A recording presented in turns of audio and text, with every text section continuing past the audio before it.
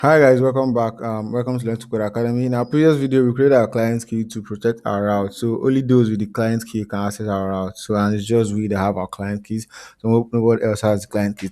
So in this video, we're going to create our login route. So let's get started. Let's get to it. So what I'm going to do, I'm just going to our controller and I'll duplicate this create user route just to be faster. Okay. Oh, interesting. And login. This is login. User successfully logged in. User successfully logged in. This should be status of 200 successful. And we are not creating a new user. We don't need the email. What we just need is the password because we want to compare the password. And this hash is not necessary. We don't need that now. What else? What else? What else? Nothing else. Nothing else. So what I'm going to do is in our check, I'm now going to duplicate these. Create check if email exists. In this time around, we are checking if it doesn't exist. So I'm going to say check if email don't exist. And why is this the trim error? If email don't exist. Sorry about the background noise. What's the error for? I'm just going to ignore this. Oh, new line. Okay, so now that's done. What I'm going to do now, I'm just going to say if email exists, like if it finds the data here, it is true. If it doesn't, it should send an empty should set it to an empty object. So I'm going to say if this is equals to 0, that means email does not exist. So this email does not exist. That's 404. Yeah. So, but if the email exists, so I want to, if the email actually exists, I want to store this in the locals dot user data, which is equals to email exist. Yeah. So I want to store if there's actually a data, if there's actually a user, I want to store this in this variable. Yeah. So if I save this, I come back to our controller. Should be able to get user data. So I'm going to log the user data to see what we are working with, to see user data, to see what we are working with. So in the route, user route, I'm going to duplicate this.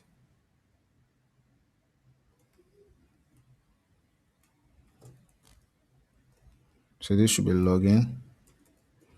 Yeah, and we want to check for client key, validation true. But this time around is check if email does not exist. Check if email,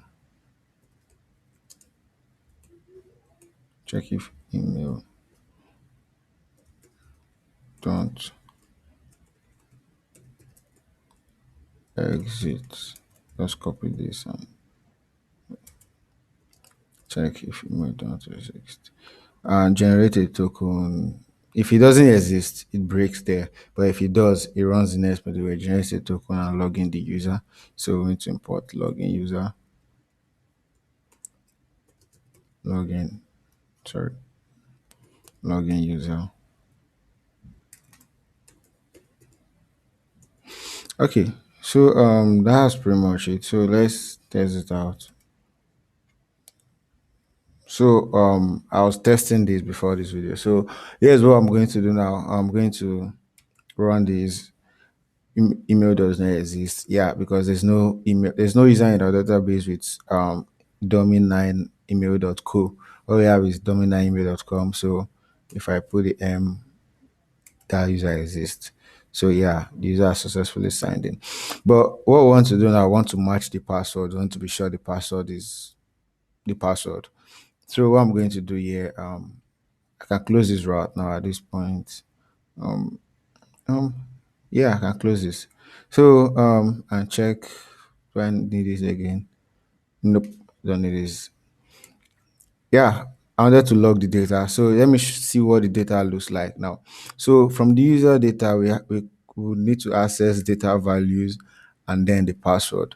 So we need to go two-step deep. So we say dot user dot data values dot password. Yeah. So what I'm going to do this way.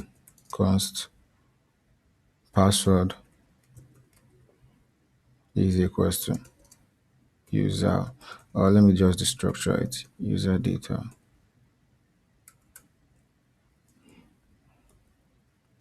values.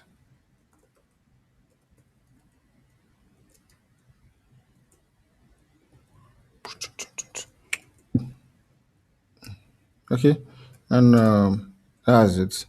So next is I'm going to go to our hash password, and going to, if I show you the bcrypt documentation, to check for password, see, to check a password, you have to use the compare method. So it also takes a callback function or a promise if you want to use a promise. But in our case, I'm going to use an async await. I'm not a huge fan of promise, so just going to copy this function C, our code, duplicate this. This is compare password,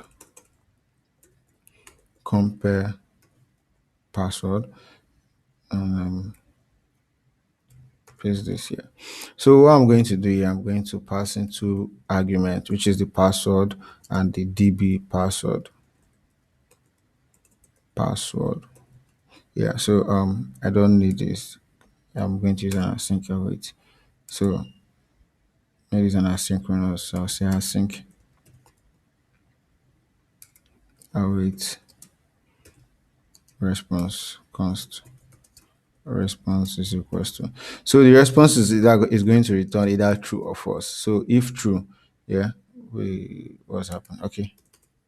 If true, this should be db password,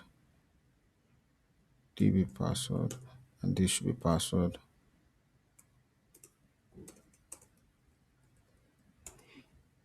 So if res is true, yeah, so I'll say if res is true,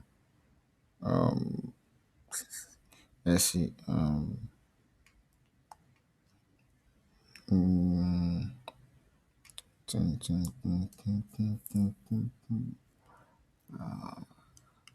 I'm trying to see if we can make if we should make this a middleware or just a function.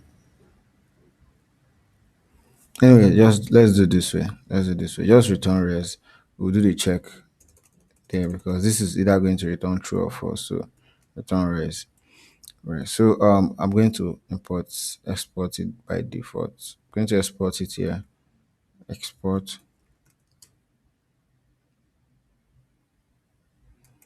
export.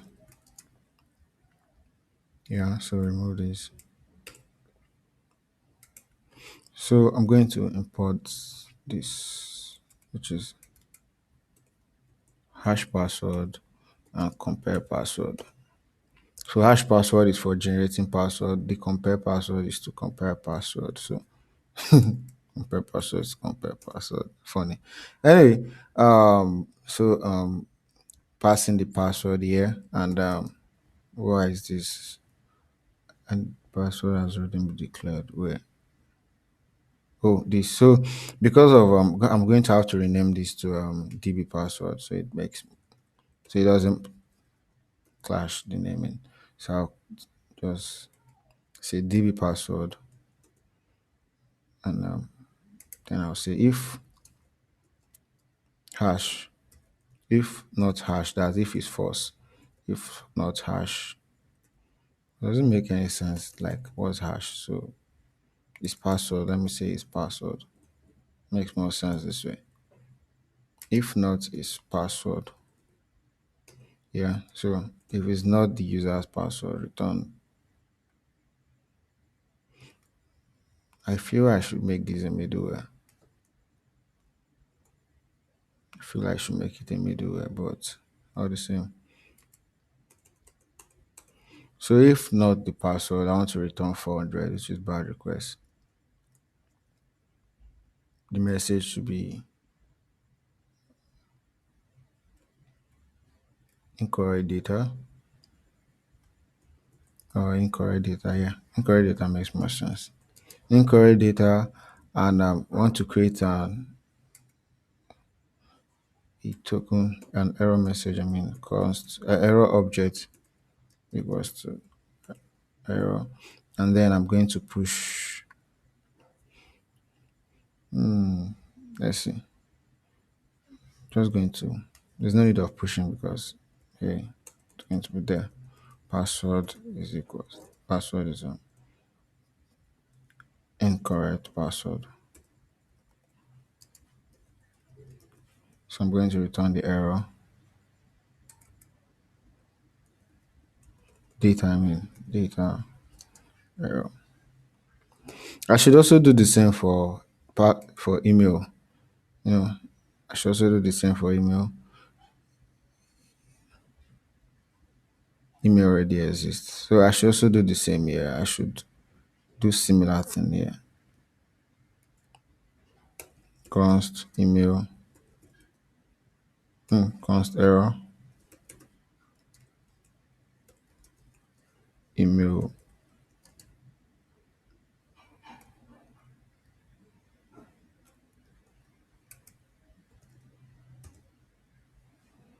then data error.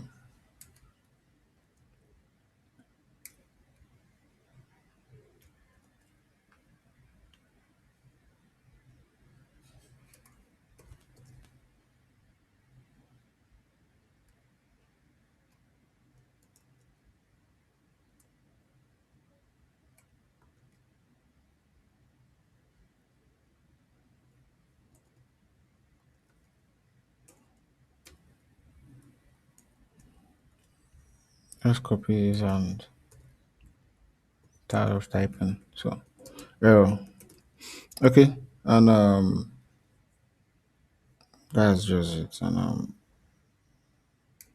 yep, I can close this. I can close this, I can close this, and I can close this. So if there's an error on the password, they return incorrect password. Uh, so what I'm going to do now, I'm going to test this out.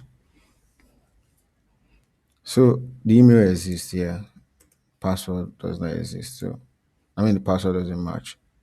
Password must be 8 characters long. Okay, because password validation is working. So let me add extra digit, which is it says. So let's see what's happening.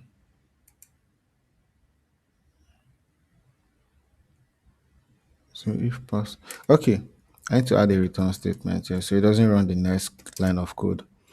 Now let's try it again.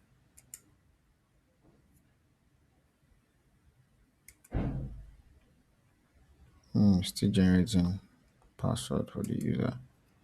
Let's see.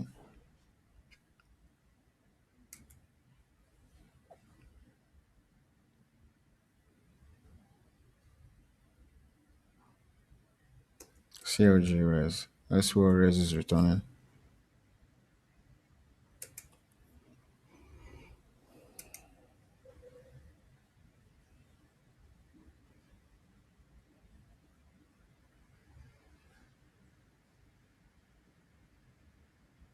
Res is returning false. So why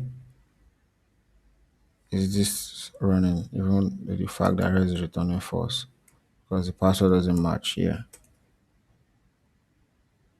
Return false. Yeah. So if this is not true, run this. So if his password is not true, run this. Else, do this.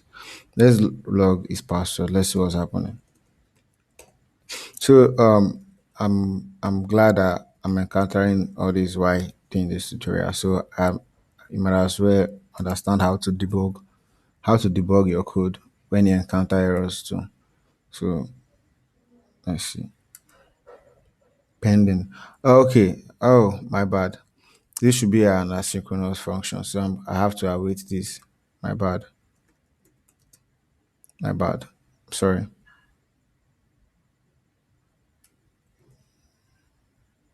So I need to await it because it's pending. It's an asynchronous function, so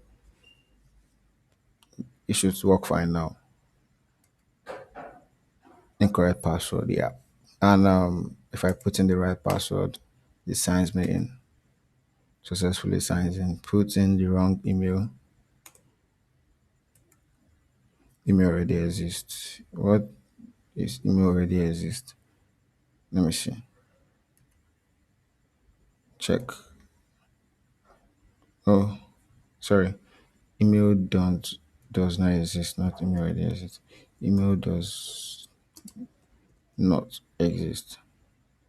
The hell did I change it?